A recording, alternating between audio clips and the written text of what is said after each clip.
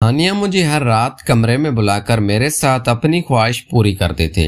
अस्सलामुअलैकुम दोस्तों, मेरी बाजी का नाम हानिया है। उसकी शादी 3 साल पहले हुई थी। उनकी एक 8 माह की बच्ची भी है।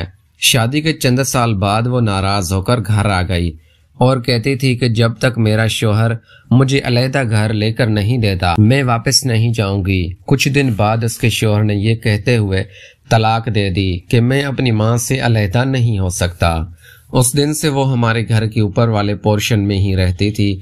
मुझे अपनी बाजी की तलब का मुकम्मल एहसास था। मैं करना तो बहुत कुछ चाहता था लेकिन कर कुछ भी नहीं सकता था। और फिर एक दिन जैसे ही मैं ऊपर गया तो मैंने देखा कि बाजी हानिया उस वक्त अपने बच्चे को दूध पिला रही थी। मुझे देखकर उन्होंने अपनी कमीज नीचे करने के बजाय थोड़ी ऊपर को। मैं बाजी की इस बात को समझ गया कि वो मुझसे कुछ खास चाहती है। मैं वहीं खड़ा उनको बगौर देखने लगा। फिर उन्होंने मुझे अंदर बुलाया। मैं मुस्कुराकर अंदर चला गया और बाजी के पास होकर बैठ गया। उन्होंने कुछ देर मुझसे इधर उधर की बातें की मगर मेरी नजर तो बार बार बाजी के चेहरे से हटकर उनके पर चली जाती थी। बाजी अभी अपनी बच्ची को दूध ही पिला रही थी।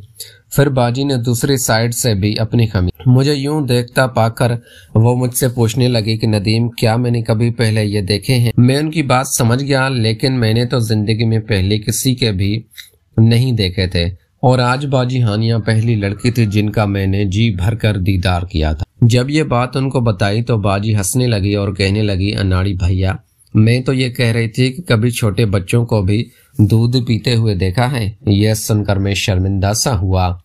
फिर मैंने कहा कि बच्चों को तो बहुत दफा देखा है। अब मैं शर्माने लगा। बाजी बोली कि नदीम, इसमें शर्माने वाली क्या बात है? फिर हानिया बाजी ने अपनी बच्ची को साइड पर लिटाया क्योंकि वो सो चुकी थी और अपनी खमीज नीचे कर ली और मेरी तरफ देखकर कहने लगी कि नदीम, तुम्हें कभी किसी से मोहब्बत नहीं हुई? अब मैं कैसे बताता कि मेरी मोहब्बत तो बिल्कुल मेरे सामने बैठी है लेकिन उसका जिक्र मैंने अपनी बाजी से कभी नहीं किया था।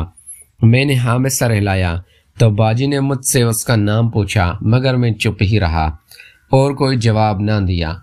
फिर मेरी बाजी ने मेरा हाथ थामा और अपनी गोद में रख लिया।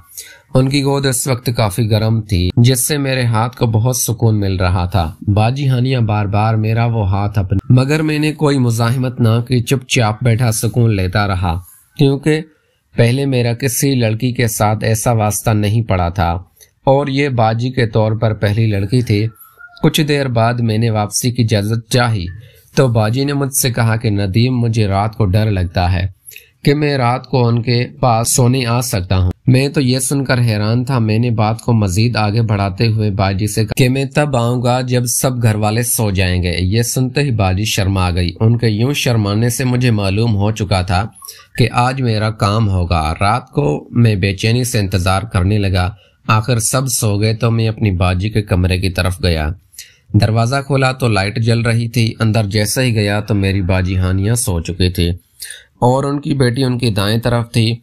मेरी बाजी उस वक्त लेटी हुई थी। अब भी सर्दियों की शुरुआत थी और ज्यादा सर्दी नहीं थी इसलिए बाजी का कंबल एक तरफ पड़ा था। सोने की वजह से उनकी कमीज ऊपर को उठी हुई थी। उनके दोनों जानिब वहां से बेड के अलावा कोई सोने की जगह नहीं थी इसलिए मैं उनके साथ ही लेट गया। कंबल भी एक ही था। मैंने कंबल सीधा किया और वो कंबल दोनों के ऊपर डाल दिया।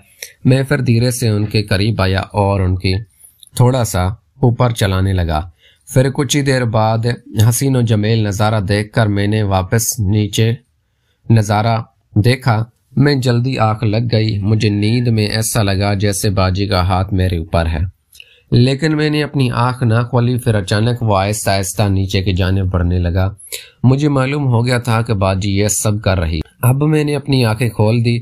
बाजी ने मुझे चुप रहने का इशारा किया। बाजी ने सोचा कि बाकी आप क्या कर रहे हैं? वो कहने लगी कि नदीम, इतने अरसे की तलब है तो आज वो मिटा रही। मैं उनकी बात समझ चुका था। वो छोटे बोली कि मुझे से बहुत प्यार करते हो और यह प्यार छोटी बहन भाई वाला नहीं बल्कि इस प्यार में अलहदा खासियत भी है और इस खासियत को आज वो पूरा करके ही घर वालों से ज्यादा उनका ख्याल रखता हूँ मैं, क्योंकि सब बाजी को इतना दुखी भी कभी नहीं देखा था इसलिए मैंने आगे बढ़कर उनको अपने गले के साथ देखा। मजबूती के साथ उन्हें وہ مجھے محسوس ہونے لگی تھی۔ پھر میں نے انہیں چپ کروایا اور دھیرے سے اپنا ہاتھ ان کی کمر تک لے جانے لگا۔ وہ انہیں محسوس کرنے لگا۔ میرے یہ سب کرنے سے ہانیہ باجی کو جیسے کچھ سکون ملنے لگا تھا۔ کچھ دیر بعد میں پوری طرح گھر کے کام کرنے کو تیار ان کے ساتھ مل جل کر کام کرنے لگا، لیکن میری بہت کوشش کے بعد بھی باجی کا پورا نہیں ہوا تھا، کیونکہ باجی کے گھر کی زمین بالکل سوکھی ہو چکی تھی۔ میں نے جتنا بھی زور لگایا لیکن اسے سیراب نہیں کر سکا۔